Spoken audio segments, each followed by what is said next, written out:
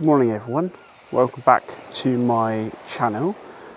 This is the first video I've actually shot in a long while because it's been summer here in the UK, so you've had to get up stupidly early to catch the sunrise or stay out quite late for the sunset. So I've made the effort today to come to a place called Beer in East Devon, and I'll just swing the camera around a little bit so you can see where I am. I'm not expecting, even though I rushed down here and had a bit of a panic because the road to Beer was closed, so I had to go up some quite narrow roads to get around the closure to get down in time for sunrise, which is going to be coming from that kind of area. But as you can see, there's quite a lot of cloud, probably a lot more than was forecast, so I'm not overly convinced that there's going to be any suitable compositions. And I've had a walk around here now for about 5-10 minutes, and even though, as you'll see later on in this video, there's some fascinating sights to see here in Beer, I don't think there's going to be anything quite as memorable from where I've visited other places at this kind of time of day, like Corfe Castle last October, or even Lyme Regis as well, which is a little bit further on around the coast behind me. Yeah, so why am I here today? Well, I'm actually filming this on my newest camera that I've bought, which is the Fujifilm X-H1.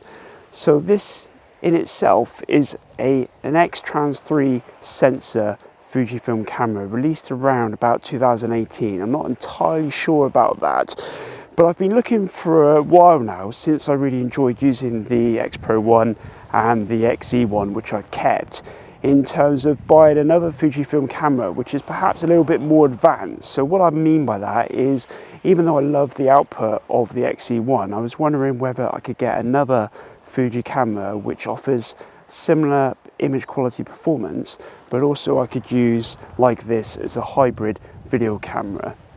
And yes, I could have gone for the X-T2 or the X-T3, but the reason I picked the X-H1, because it falls within my budget, is that it's got IBIS, because obviously I've come from Olympus, so I'm used to having cameras with in-body image stabilization. So I was really intrigued to give the Fujifilm camera a go in that regard. I've just got to watch where I put my fingers on the back of the screen, because normally I use a mini tripod, but because I was hoping for some colour this morning and some great compositions, I've put a tripod mount on it which doesn't have the 1/4-inch screw for the mini tripod. So rather than having to take the plate off, put the mini tripod on, I'm just kind of holding the camera up by its lens mount at the moment and see how well that does.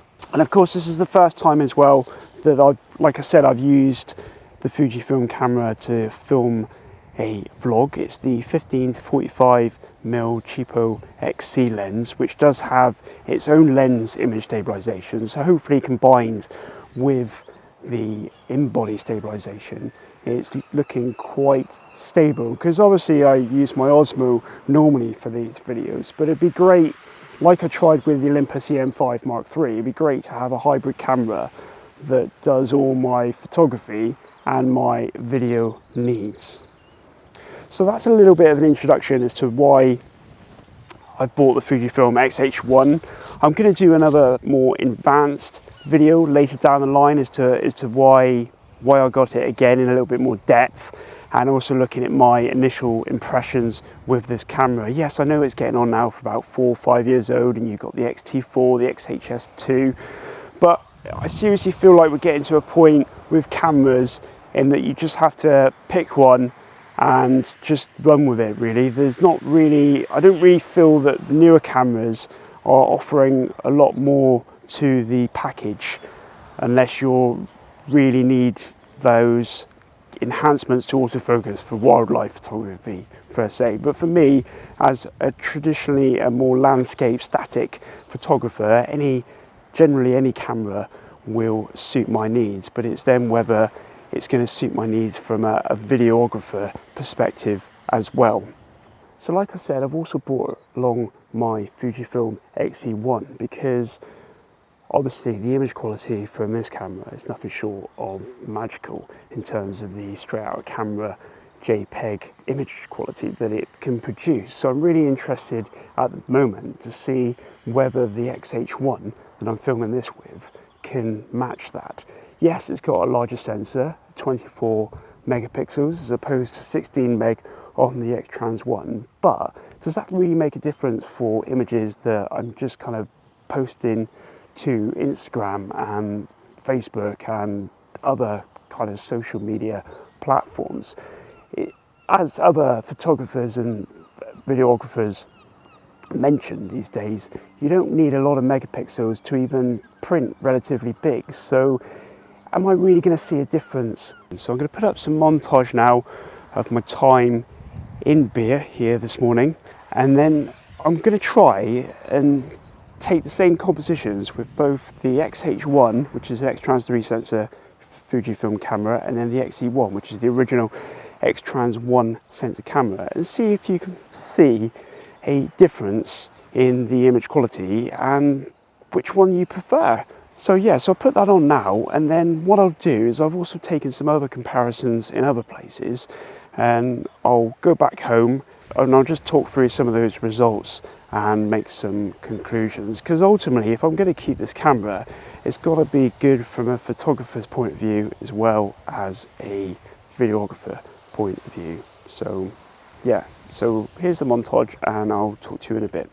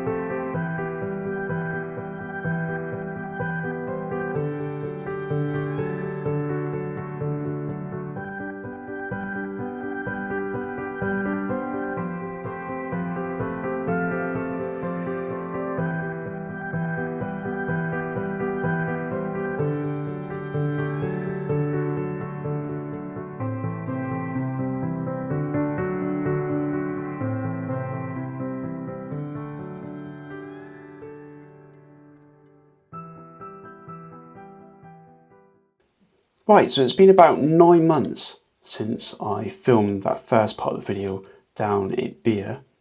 That's due to the fact that we got a puppy late last year, so I've put a lot of the time and effort that I used to devote to my hobbies such as this channel and photography into bringing up the puppy. But now that the puppy's a little bit older, I've now got some time for me to pursue my other hobbies. The first order of the day is to finish this video that I started when I bought the X-H1 camera, and I was interested in seeing whether the magic filmic qualities of the X-E1 have been lost in the newer X-Trans 3 sensor camera. I did intend to include some more comparisons down at beer that day, but the light was changing quite a lot, so by the time I'd swapped the lenses, the composition had changed, so it would have been unfair to include those compositions in the comparison. So hopefully you'll see those comparisons I feel are quite fair. So has the mythical magic from the X-trand sensor been lost? I've owned the X-H1 now for a good 9 months, and I do still prefer the look that I get from the images from the X-E1. The X-H1 has a tendency, I find, to crush the blacks and add a lot of contrast to the scene, and it's very difficult, I find, to edit the files in post to get closer to the original X-trand sensor look in an image. So I definitely feel that the X-E1 still does offer a more pleasing film-like look to its images. One downside to the X-E1 though, I do find that it has a more prominent green cast. It's virtually gone in the X-H1, but you can easily adjust that to taste in post, or you can change the white balance shift in camera to +1 blue or +2 blue if needed to get rid of that particular issue. So even though I've owned these cameras now for a couple of years, I still find actually editing the images a lot more difficult than it perhaps should be, and that's probably down to the fact that the X-trand sensor is different to a lot of other sensors used in cameras. Like, I don't have any issues with my Olympus files or even my Canon and now my Nikon files. They're just so much easier to work with than these X-trand sensor files. I've actually found that Lightroom Classic does a pretty good job, apart from the pesky worms that do show up quite a lot, I find, certainly in greenery and foliage heavy shots. And I know you can enhance details in Lightroom Classic and that generally gets rid of the worms, but it is another extra step that adds to the processing time of X-trand sensor files. And I know from my other testing as well that Iridium X Transformer and Capture One Express do a pretty good job as well, actually, at rendering Fuji files. And I have done another video, or I'm doing another video as well, where I kind of look at comparisons of various software packages out there and how they process or render the file. And that kind of helped me conclude that Lightroom Classic for me is the way forward, certainly because I love using their library function, and I don't think any other software package does a similar or even a better job at Lightroom in terms of its library module.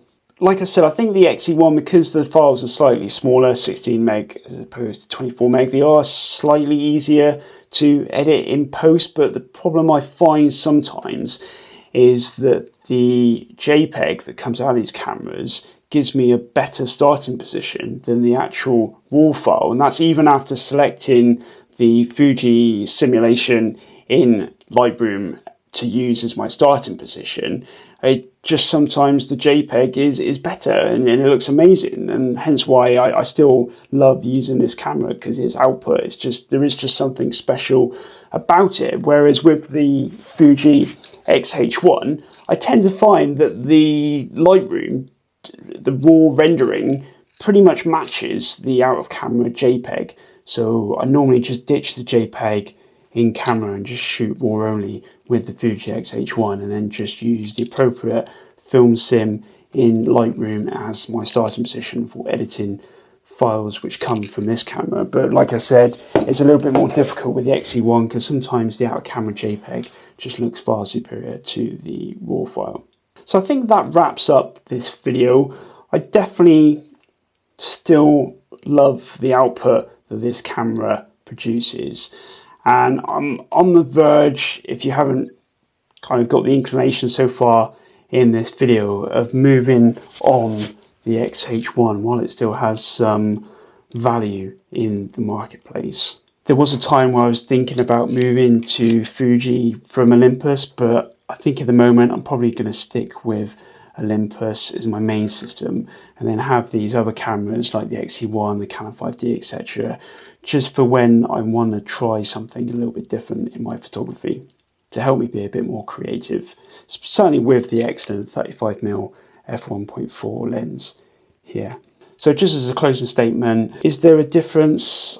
I think so, and it's one of the reasons why I'm going to be moving this camera on in the near future and just keeping this camera in my arsenal. So that's it for this video. Thanks for watching. Bye for now.